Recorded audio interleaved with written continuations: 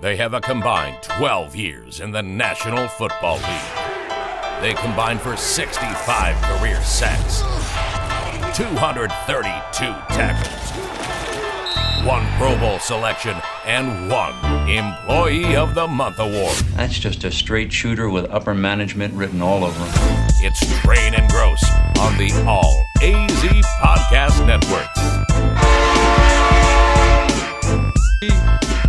Nobody counts me down anymore, Dan.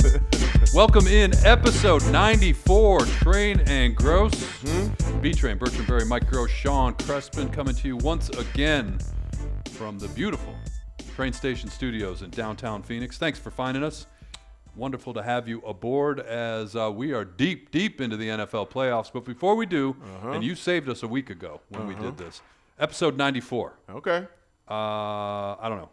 You got any thoughts on this? I looked it up this week because I dropped the ball last week. It's a tough one. That's my job. It's a tough one. 94 is kind of a tough one for me. DeMarcus Ware, absolutely. Solid.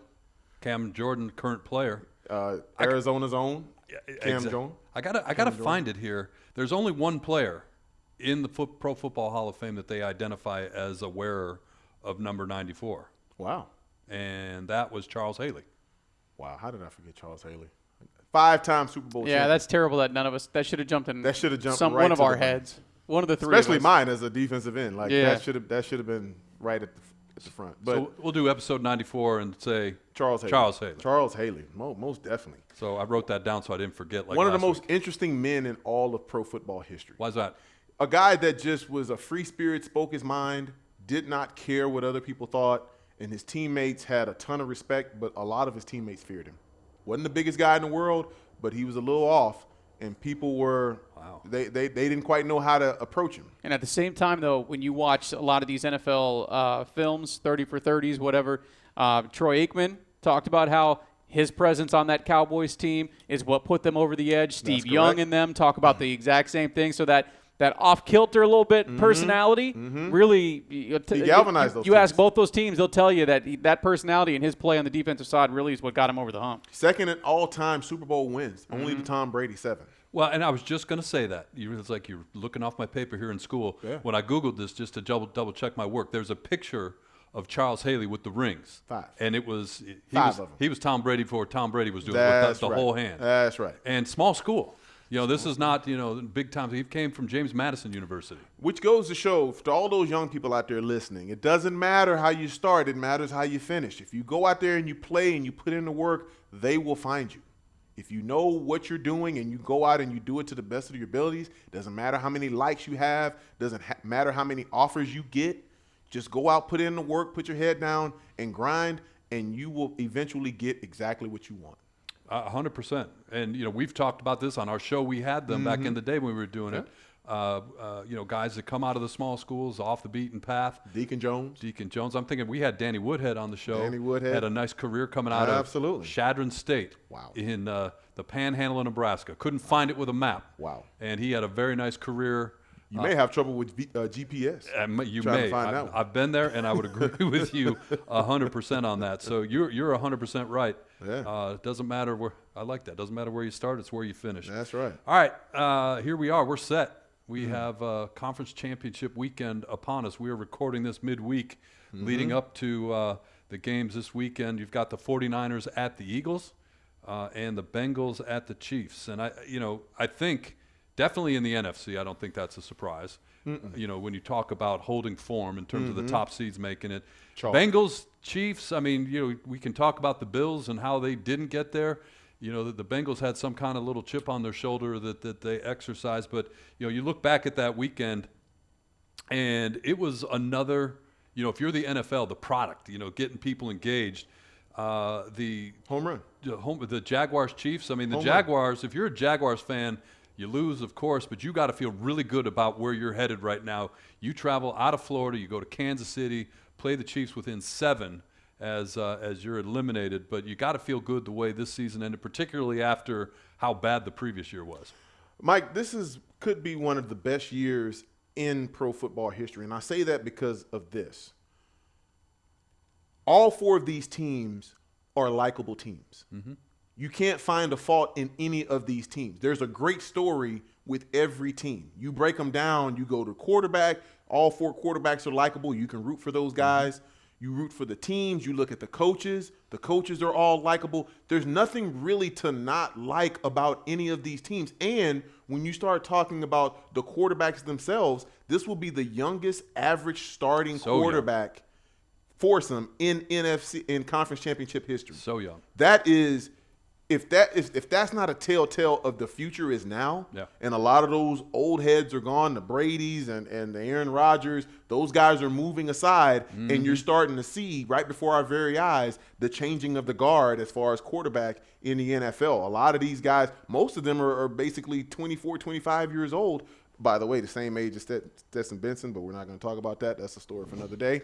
But these guys are young. They're gifted. And, Mike, they're only going to get better as time goes on. We'll get to the quarterbacks in a minute, particularly one, that we have a local interest in. Of Sean course. and I were talking about this before we started recording. But I want to talk about the last game of the weekend and just even before the game started, the atmosphere around that game. And we talked about it on the podcast, going back to the future with the Cowboys and the 49ers in the Bay Area, the uniforms, the way they painted the field. And it just had that feel of late 1980s, 1990s championship football up there. All that was missing was Pat Summerall and John Madden. That's all that was missing because it had everything that you wanted. It had the logos that you recognize. It had the tradition that you recognize. You had 2 teams that have a wealth of history as far as Super Bowl and competing at this level. And the quarterback stories were abound. Even when you think of Dak Prescott, there was no shortage of stories about Dak Prescott. Then you go to Brock Purdy, my goodness. And the fact that the game played out like it did, Mike, the NFL absolutely won. This was as good of a 2-week stretch for the NFL as I can remember in recent history. Let's talk about Brock Purdy. Obviously, the local angle, right? Perry High School. Yeah. And then obviously went on to Iowa State, stellar career there. Yep. Last man selected in the NFL draft. Mr. Irrelevant. And, Sean and I were talking about this. You look at him and, if you just isolate it on the quarterback play, he's a youngster. He's played 8 games. And sometimes people look at this as a disrespectful term, but I don't think it is. He's managing this well. When the story of the 49ers is the fact that they have Brock Purdy, right? They found him and they put him on that roster. And they needed him. And they ultimately needed him after the 2 men in front of him went down. But the other side of it is the rest of that 49ers roster. What John Lynch has done. And we knocked the Cardinals. We talked about roster construction. Yeah. And you look at the way this team is put together right now, and then you've got a general manager that works with his head coach. The general manager gets these guys. Lock and step. And he coaches them up. Mike, I think when you start talking about Coach of the Year, you have to look at Kyle Shanahan. The fact that he's doing this with a 3rd-string quarterback, a rookie that was the last pick of his own draft, Mike. Right. So the fact that the San Francisco 49ers are a team that is built to withstand a quarterback that's young and inexperienced, they're the most quarterback-proof team in the NFL, in my opinion. And the fact that Kyle Shanahan and John Lynch put this roster together with the thought of a Jimmy Garoppolo or a Trey Lance being a quarterback, they knew that they were going to have a team that could thrive without great play from that position, where most teams, they're so dependent on that position that if that guy were to go out, their hopes are dashed immediately. You have to give them credit. I think, one, strong consideration for Executive of the Year for John Lynch, with a slight nod to the general manager at Seattle for that whole coup. But then Coach of the Year for Kyle Shanahan to be able to get to this point with a quarterback, 3rd-string quarterback that is on the cusp of getting to a Super Bowl as a rookie. And you, as a former defensive player, you look, if you're lining up across from this offense, take Brock Purdy out of it for a second. You look at those wide receivers. Scary. You look at that tight end. Scary. And, by the way, October timeframe, right before the deadline, you go get Christian McCaffrey to add to that. And Elijah Mitchell's no slouch either, right? It's an embarrassment of riches, Mike. If you're a defense, how do you prepare for that? I mean, you really have to try to take away. You have to go kill the head. If you're going to kill the snake, you got to chop off the head. And the head right now is Brock Purdy. But The 49ers know that, and they already have a system built in to where even if you chop that head off, they're still going to be able to move because they've got so many guys. Yeah. You can throw 5-yard outs all over the field, and it could go 50 in a heartbeat. Well, the good thing is their defense is terrible. Wait, no, it's not. Number one defense it's number one defense in the league. Yeah. And you look at every defensive player of the year. And you look at every level of that defense. From the secondary, they got that kid at safety now who he looks like Troy Polamalu. Oh my God, he plays like him. He says it's his mentor. Kid's amazing. You got Bosa, the linebacking core is probably the best in the league. No doubt. What do you do against this football team? Like Grose and I were talking before we started the show. They're bullies. I don't remember a team that was this put together in recent memory. Can you think of one? I mean, you both sides of the ball. Oh, and while the Cowboys were trying to figure out whether they could kick a field goal or not, they look in their history. They go back to the trophy case and look at some of those 95s and 94 and 92 championship game. Look at those were the teams that reminded you of those 49ers. This is insane. I mean, even the special team side, like I was going to say, the Cowboys couldn't decide whether they could trust their kicker out there or not. Robbie Gould's never missed a playoff field goal. Or at PAT. I mean, it's insane. Never. This team is just insane. It's ridiculous. What do you do? But I'll tell you this, and maybe I'm jumping the gun on your notes there, Grose, but this Eagles team, they can beat you up too. They're right there with them. If you look at this position groups, they're right there with them. And the quarterback. Hey, I don't know if I've anticipated a conference championship weekend more in recent history than I have this one, because of the fact that as good as San Fran is, Philly is equally better, and you've got to go to Philly. You got to go there. You got to go there, yeah. You got to go there. What's that like? You tell me. To go to Philly, Philly is one of those cities where they don't care who you are. They will cuss you out no matter what. Yep. And it's not personal. Like, can you imagine being cussed out and it's not personal? Right. That's what it is. When you go to Philly, they will cuss you out, and they don't have anything against you whatsoever. You're just not one of them. Eli was talking about that I love the Manning Cast on Monday nights, and they did their last one.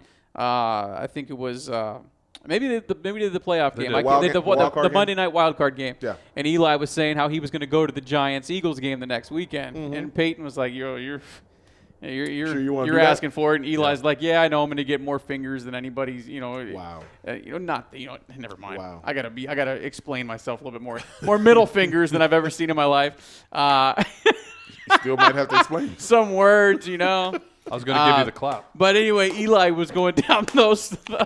He's going down those roads too. Well played. Yeah, Mike. well played. Well played. The 49ers catch a break in that as tough as it is to go to Philly, at least the weather won't be an issue. It's supposed to be in the 50s and sunny. And I don't know that the weather would have necessarily bothered the 49ers, but take that off the table as a potential issue. Mike, these are bullies. Yeah. You look at the San Francisco – when they step on the field, they look like a team full of bullies. Like, they just want to beat you up. They like a physical type of party. Yeah. And it doesn't matter who you are, from 1 to 50 or 46, whoever's suited up. Even the guys that aren't suited up look like they're ready. Yeah. Like, you don't want it with them either.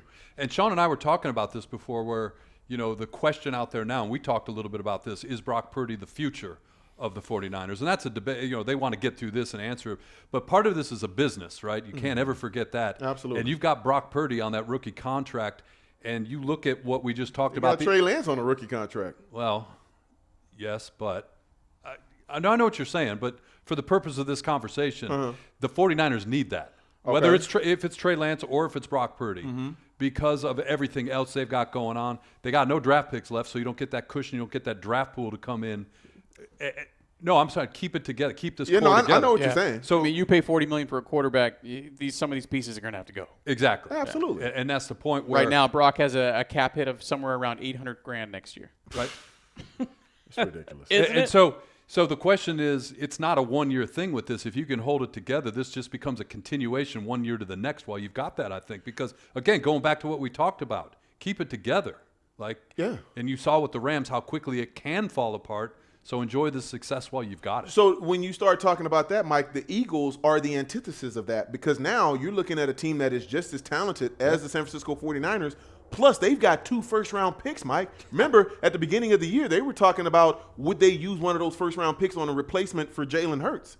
I don't think they're going to be using that on a quarterback anytime soon. No, so now a team that is already deep from top to bottom gets 2 more first-round picks this coming year. That's absolutely insane to think that a team that is this good can get that much better with young talent at the bottom of their roster.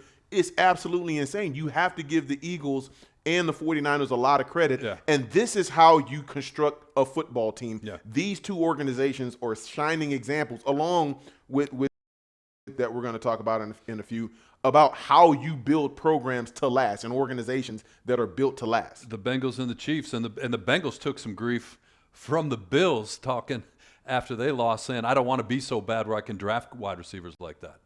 That was the general manager's comment this week. You know, How'd that work out for him? Yeah, kind of salty after the fact. Yeah, how'd that work out for Yeah. him? Mike, here's the thing about Joe Burrow and the Cincinnati Bengals. The Bengals are a great story because they give every team in the entire NFL hope. You can be a down and out moribund franchise, and you can get the right guy to come in, and he can change everything. Joe Burrow has come into that building, and he has changed everything about the Cincinnati Bengals. Mike, they have an indoor practice facility. Let me say that again. The Cincinnati Bengals have an indoor practice facility in 2023 because of Joe Burrow. 2 years ago, they didn't have one. They didn't have expectations of playing in January and playing when it was freezing cold. Now they have the expectations of playing in the freezing cold weather and having to prepare for the freezing cold weather and not putting your team in harm's way. That's all Joe Burrow and a lot of the draft picks that they brought in the last 2 years. 100%. And you talk about franchises, and you describe the Bengals really, really well, you know, and take heart if you are a fan of the Ford family, Detroit Lions, or the Browns, or dare I say, the Arizona Cardinals, where you have these family-owned franchises that, I mean, like the Bengals when you were playing, right? I mean, their reputation and the Brown family. I mean, come on. Real quickly, I want to go back to that point that I made about how the Bills are kind of salty after the fact, and I don't know how you make this comment after you lose in your own building in that round of the playoff. You should just be quiet and go away for a little while. Absolutely. But Bills GM Brandon Beane calls out the Bengals. He goes, I don't want to suck bad enough to have to go get Jamar Chase. That was his comment this week after losing to could be those the same Bengals. dumbest thing I've ever heard because, yeah, you're not trying to be that bad, but if you have a guy that can change the course of your franchise, yeah, you go get him. When you say stuff like that's just sour grapes and it comes off as small.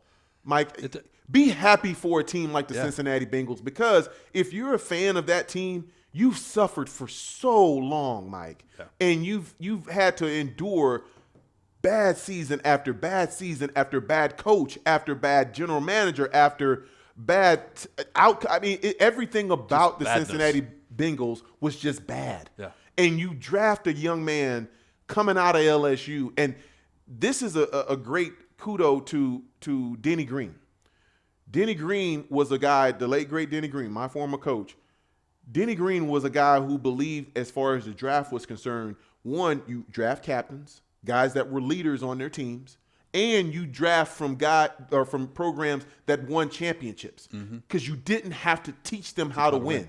When you look at the Cincinnati Bengals, you look at Jamar Chase, you look at Joe Burrow, those two individuals, and T. Martin, those guys have won championships. They've got rings on their fingers. So when you get to these type of games, Mike, it's not like they've never been there before. They've been there and they've done that. Yeah, it was on a different level, but there's something to be said about a guy that has experience in big moments where the lights are the brightest. It's not going to be too big for them. They're not going to piss down their leg, Mike. They're going to be a team that's going to show up and show out when the moment's the brightest. And with Joe Burrow, everybody keeps talking about that warm-up throw where he's spinning after he lets it go. Everybody wants to be Joe Burrow, Mike. Everybody wants to make that throw and do that move. Because I'm telling you, there's at least 1 million kids and a 500,000 adults that went outside this week and tried that with one of their boys down the street. Like, hey, go deep. Let me try that. I guarantee you there is at least 1.5 million people, kids and adults, that tried that exact throw. I thought you said when you wanted to be Joe Burrow. I told Karen, my wife, I said I'm gonna do my wardrobe like Joe Burrow now. Wow. No more jeans. Can we call him Joe Cool?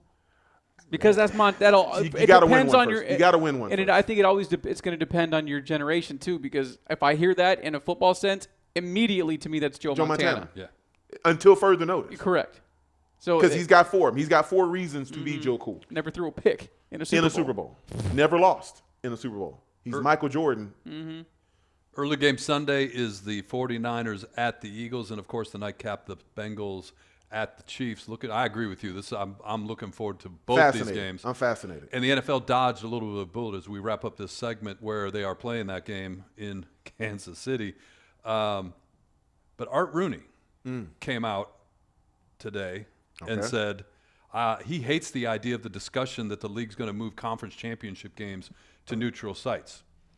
And at first blush, I'm like, well, they didn't have to do it. It was just a precaution based on a one-off situation. But you do over the Super Bowl. I understand that. But then I'm thinking to myself, Art Rooney doesn't offer a comment like that if his ownership brethren aren't starting to talk about it. Yep. Like he doesn't just kind of randomly say, you know what else I'm thinking? Where there's smoke, there's fire. How about this? How about an owner that doesn't have a talk show and only opens his mouth when it really needs to be open? Yeah, exactly right. Yeah. How about that? Yeah. How refreshing of a quote is that? Apparently, there's been conversations about this since this was a topic this postseason. Lamar Hunt was pushing for that for a long time. For neutral site conference championship games. Says the guy who's about to host his 5th straight at home. Well, he's no longer with us, but yeah. Well, I mean, yeah. Okay. But yes. Yeah. Yeah, his team is. Yeah. Wow. Mm-hmm. But I just look at it and we talk. I mean, we know what makes the NFL go around. Yes. Right. You know, we talked about it. You know, you Storylines. You play exhibition games at the start of the season. You go international games, and we already know where the international sites are next year, and they're going to add more if they can. Yes. And obviously the Super Bowl and what that all entails, and how they're trying to keep the Pro Bowl alive. All these things that they're doing, and if there is a way to take these games out of home stadiums and put them in neutral sites, I don't like it. I hate it. And increase the revenue. I don't like it. Increase the revenue, though. Like can you see 32 owners voting no to that, though? They have to have 70 some odd %. They've got to have to 24. prove anything. They've got to have 24. So whatever the percentage of It's 24. 24 owners. 24. Got to say yes. 24 owners. You see them saying no. Mike, listen. As a former player, it was everything. Why else would you play so hard all year? Yeah. You play to get that advantage at the end of the season, to be able to have that opportunity to go to a Super Bowl and have to go through your home stadium to do it. That's the greatest home field advantage in the world in all the sports to me. That's greater than home ice. Is greater than home court in basketball or even home field in baseball. It's so unique to the NFL because it's one and done. One and done. You get one game at Yeah. your stadium and you get all the emotion, all the energy you get to feed off of. Yep. You get your own routine. You get to do everything that you normally do in your own stadium, and you know that feel like the back of your hand. As we wrap this up, your NFC Championship game. Yeah. Eagles travel to here to play the Cardinals. Yes. If that game was in San Diego, would it have been the same outcome? No. No, it would not. I guarantee you, listening to that stadium, Mike, I've never had a stadium that loud in all my life. I've never been in a stadium with that much energy, that electric, and with that much noise and just it was tangible, Mike. You could feel it. You could feel the energy in that stadium. And I'm telling you, all things considered, we do not beat the Philadelphia Eagles if we don't get that game at home. What was the locker room like at halftime? Larry gets the 3 first-half touchdowns.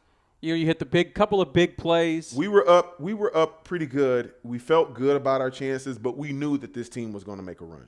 They had Donovan at quarterback. Yeah. They had Westbrook. They had Deshaun Jackson was up and coming. They had a lot of weapons, and we knew that they could score quickly. So we didn't feel like the game was over.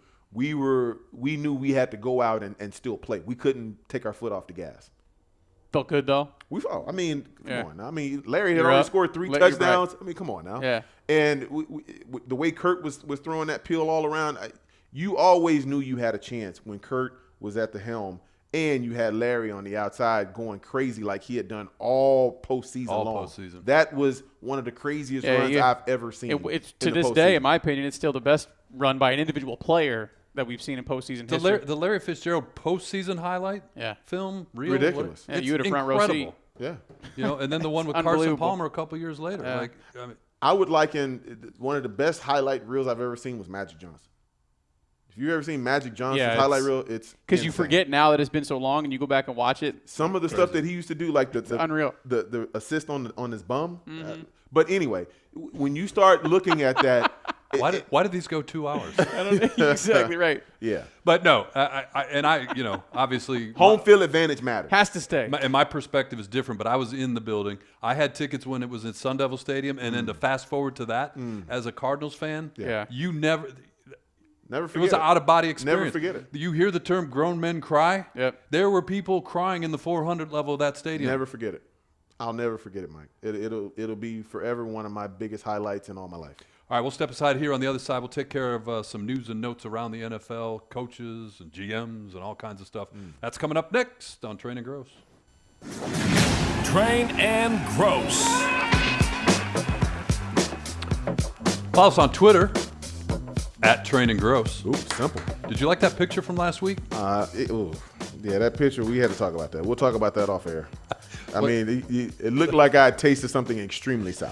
I didn't even know I took it. I just sit there like when you're doing dad jokes, I just click. Yeah. Because usually you have on much better attire than you have on right now. Easy. When we're doing it. You know, Easy. your T-shirts or whatever, and people like to see those. Yeah. And I just randomly was snap. I got that one. That was all you, man. Yeah. You posed it. I don't know how you caught that moment at that time, but my gosh, I was like, boy, I look crazy.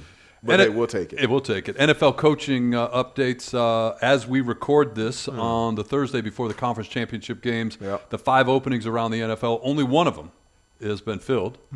Frank Reich goes to the Carolina Panthers, a guy that had come here to Arizona for an interview.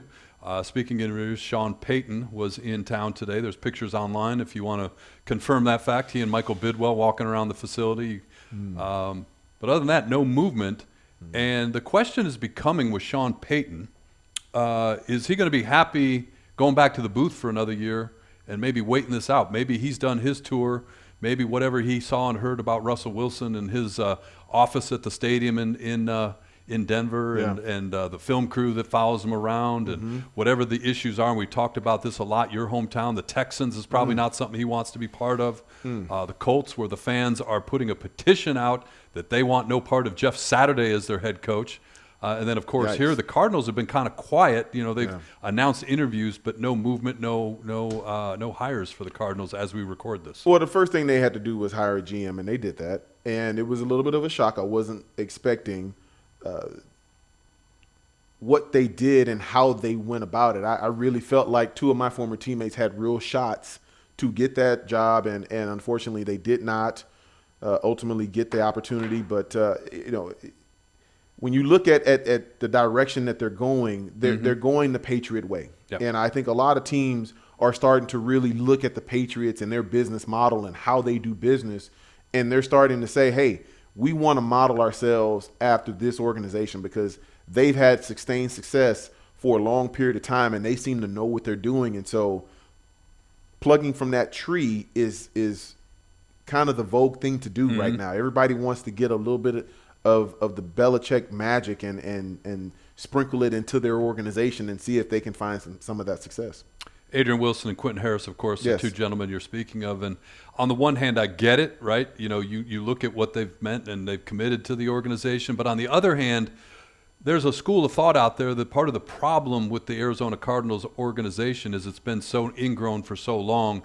The last time they went outside the organization to hire a pure general manager, take Buddy Ryan out of it for a minute, because that's when we had a winner in town. But before that, it was like back in the 70s before they just went out inside somebody who had no attachment, no ties to this organization and brought them in. And, you know, I hate to say it for those 2 guys, but it's almost like guilt by association, if that makes sense. Like, you know, you've been here so long, therefore you might be part of the problem, so we can't move on with you.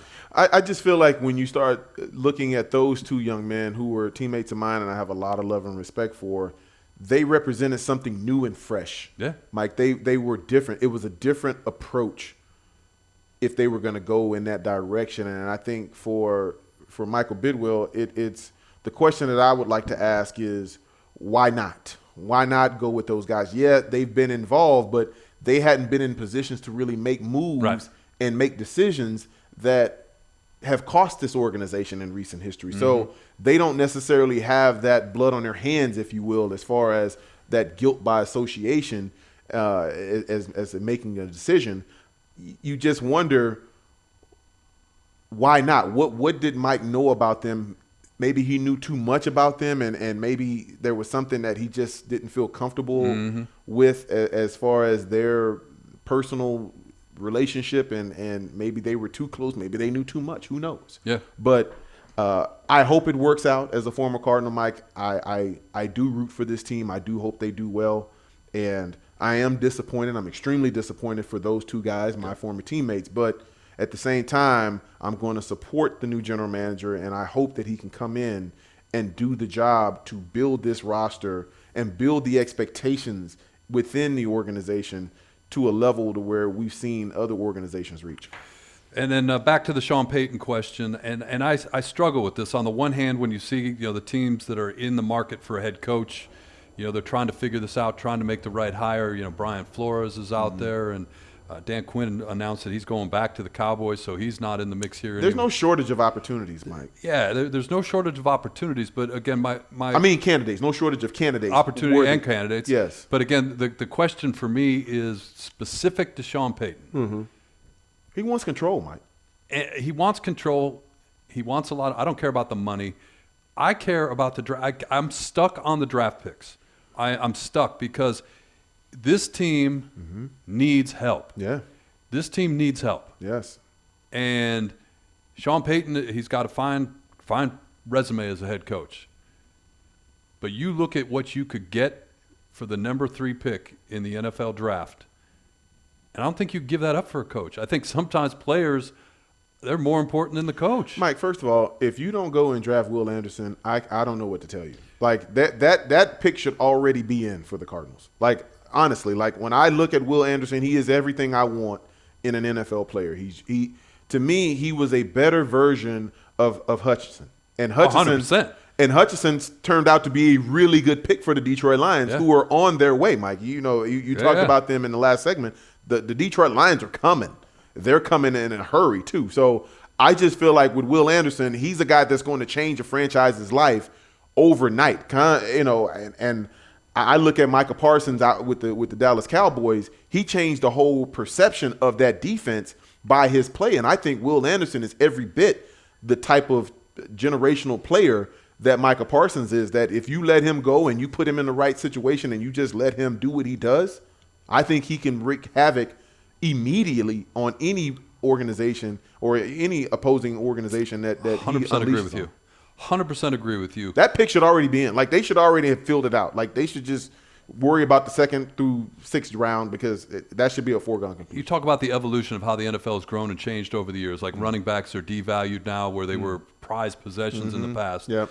You got your right or left tackle, depending on who your quarterback is, and then your edge rusher now in this NFL. Yeah, absolutely. You got to go get them because you need one to protect the quarterback and you need one to go get the quarterback. It's that simple. That's it. All right, that's a quick look at that. On the other side, you know what we do. That's right. We got Pump the Brakes and Dad Jokes. Let's do it. It's coming up next on Train and Grose. Welcome back in Train and Grose. Hold up. Way. This is our driving music, Yeah. but you know what it means. It's time for a little pump the brake. Pump. I'm going to give you some statements from around the world of sports. Yep. Maybe some pop culture. You tell me if you're pumping the brakes in those statements or if you're going to roll with it. You spoke about Charles Haley earlier. 49ers, Cowboys. We just saw the 9th NFL playoff game between those two teams, including moments like Dwight Clark's catch and so forth. Pump the brakes or not, that is the NFL's greatest rivalry. Long term, I'm not pumping the brakes. That is the best rivalry because there's so much history between both teams. Both have 5 Super Bowl wins. Yep. Both have multiple Super Bowl appearances in addition to that. And the names that are associated with those two organizations are some of the all-time greatest in all of the history of the game. So it's hard to find any other combination. Maybe if you throw in a Green Bay somewhere along the way, 20 years down the road, you'll have to look back and have to revisit Tom Brady and his impact and whoever they were, them and the Colts, the Patriots and the Colts. Maybe we look at that a little bit differently 10 years down the road. But right now, as it stands, it's easily the Cowboys and 49ers. What makes it that, I think, is every generation has their moments, right? Dwight Clark in the catch, I was really young. Then my years of growing up, junior high, high school, and everything else, it was Aikman and Emmett and Against Montana going into Steve Young and everything else. Rice. And like you mentioned earlier, you got Pat Summerall and John Madden, and it was just and then now you've had back-to-back years again with the 49ers and Cowboys. It feels like every generation's kind of had their moments with that particular rivalry. The 49ers website before this game went out, and they put like 40 pictures from iconic matchups in this rivalry. Yeah. And it goes back even further. There's a picture of Danny White throwing a pass. And, well, Danny White was part of the game in the catch. And ironically enough, though, it seems like all the really great games took place at Candlestick Park. They did. Because you see a lot of these pictures in those cowboy blues. Well, even the non-playoff moments. I mean, T.O. running to the star and putting the hands out. You know what I mean? Emmitt you Smith get so many moments. George with those Teague, blasting T.O. Yeah. So, Grose, I'm assuming you're not pumping the I'm brakes right there on with this? it. Okay. I'm looking at the catch right now. Yeah. Like Dwight Clark and Is that the most iconic moment in football history? it's one of them. It's got to be. It's a playoff game. It was the Niners getting over the hump. It's a great name. I mean, there's so many of them. I mean, there's Lynn Swann. There's the catch by Franco Harris. Immaculate reception. Immaculate trap. That's right. Wow. Still haven't gotten over it. Yeah, I can't do that now. My man just passed 50 years. away. 50 years. We're still going to hold on to it. Okay. I mean, there's a lot of them, but it's definitely up there for sure. That's petty. Wow. That's a petty that I strive to be. Man just passed a month ago. The immaculate drop. Hey, The immaculate trap. Nothing against him. He was a fantastic human being, but there's no camera view shows him catching him. Just saying. There isn't. Find me one. I mean, I love you, Sean Preston. I can't even. I want to be you when I grow up. But it's kind of true, though. Yeah. It's kind of true. If you're overturning a play in today's day and age, you got to see the ball. Right? Can you imagine, though? I asked somebody the question. We were talking about this. Can you imagine if that game was played in 2020, 2021, 2022? Yeah. Like there would be 9,000 different angles of super slow-mo. You'd see every single thing. Whatever it was. Right. Like that's why. Well, and that rivalry wasn't bad either. You think Steelers-Raiders, that was kind of before my time. That's 70s into the early 80s. Yeah. What was that state? They played a lot of AFC title nothing but games. playoff games. Absolutely. Yeah. But the thing about that is, to your point, Mike, the three words that would have been uttered and been so prevalent in that is after further review. Yeah, exactly. There wouldn't be. It wouldn't even be a big moment because it would have just been another replay review, and we would have seen it and got it right. Would have taken 8 what minutes. Makes the immaculate reception so I see how you slid that in there. I love you, Sean. What makes the immaculate reception so great is the unknown. Anyway, a tremendous rivalry, 49ers Cowboys.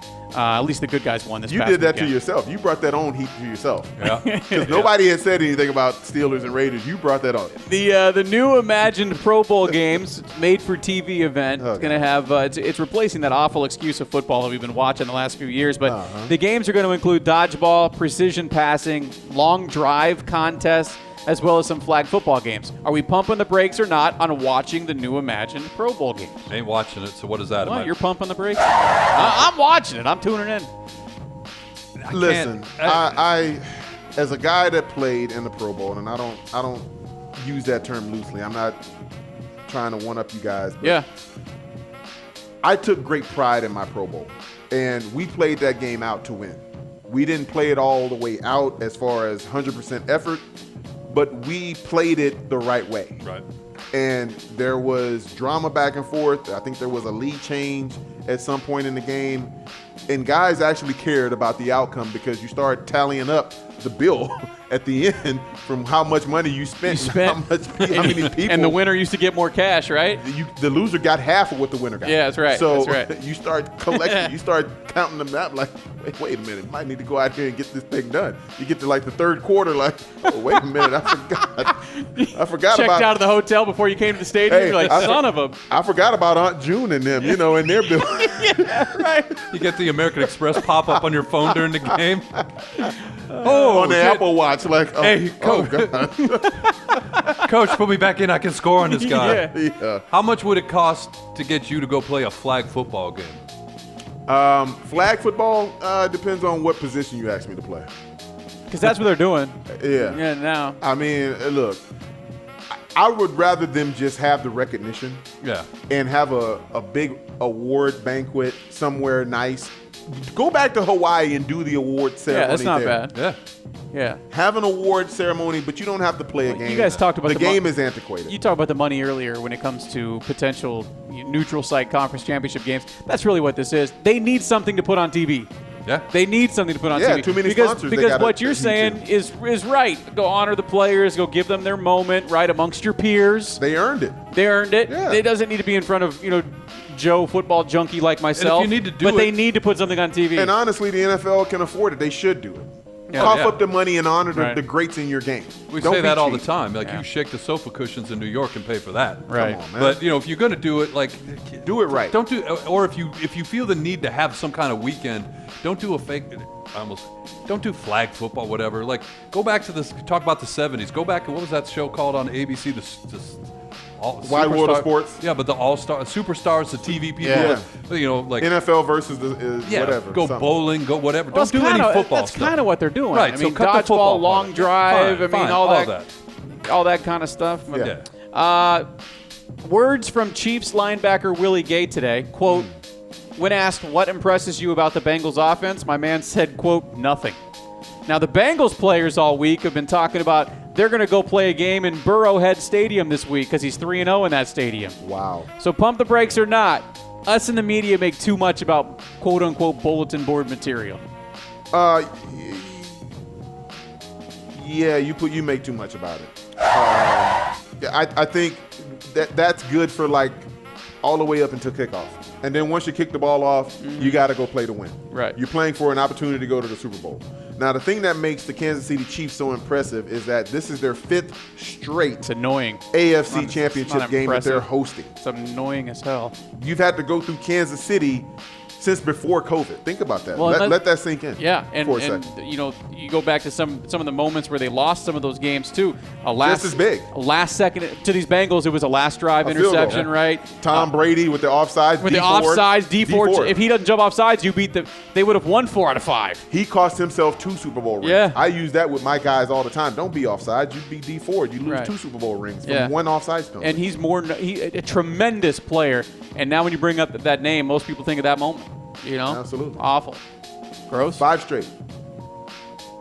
5 straight. 5 straight. Bulletin. We make too much of bulletin board material. Well, doing what we do, it's great, right? Because Yeah. you could talk about it. So as a non-player, I don't know, but I can't imagine, as well as I know you, and I don't think you were like getting ready to mail it into a game. Then all of a sudden you heard something from the Eagles that said, "Well, damn, I think I'll show up now and we're play in this playing." game." Yeah. I wasn't gonna really play, Right. but now I'm gonna because somebody said something to the Inquirer. I love it though. So let me say this. If you need bulletin board material, you're in the wrong yeah, business. yeah. It's the AFC/NFC championship game. Right. It's an opportunity to go play in the biggest game in your sport. You ever use it on the field though? Did you ever hear something outside? You bring it to the field, talking trash. I used everything. If you said anything, I was using it. You're gonna let you hear it? I was the smallest, pettiest guy you'll ever find. I never love started an argument, but I finished everything. You were the Sean Cressman of your era. I love That's this though. right. Willie Gay, what impresses you about the Bengals offense? Nothing. I mean, I don't think that's a dig. I mean, I just feel like, I love he it. just doesn't want to give them props. Like, he doesn't Nothing. want to say, hey, these guys are good. It's like, they beat us by 3 the last 2 times, so it's not like they've been blown out. Right. You know what I mean? All right, last one real quick. Yeah, let's do it. We got to move. You guys know I like my polls. There's on. a poll that asks Wait, hold on. We got to rephrase that. You got polls like we polled the community on There their you go. thoughts. Yeah, right. okay. So I like those. I'm gonna give you the clap. We polled the community here. People were asked how they like to eat their fast food French fries. Oh, This caught me off guard. okay. 49% of people say they eat them as they are with no dipping sauce whatsoever. Pump the brakes or not, you don't dip your fries in ketchup or something? I don't dip my fries. Nothing? Nothing. No, I don't dip. I don't dip at all. No Nothing. ranch. Nothing. No. Oh, definitely no ranch. No ketchup. Nothing. To me, I'm at a stage in my life. I am not just buying anybody's fries. So All right. the fries that I buy, I know what I'm getting. Okay. You go to Raising Cane's ever? No. Never. No. That sauce is. I mean, you got to put that sauce on. See that the breaded chicken? No, can't do it. See, Hang on I a hold second. up on the breaded I know chicken. that we all go to Chick-fil-A because we talk about the lemonade and how Oh, yeah, amazing it is. absolutely. You don't dip in the Chick-fil-A sauce. You know, take a fry and I mean, look, I got a drawer here that is full He does. of Chick-fil-A the sauces. sauce left over. I got. You not even using it. What do you need? You need What do you barbecue. need? What do you need? You need sriracha. I got you. You need barbecue. I got you.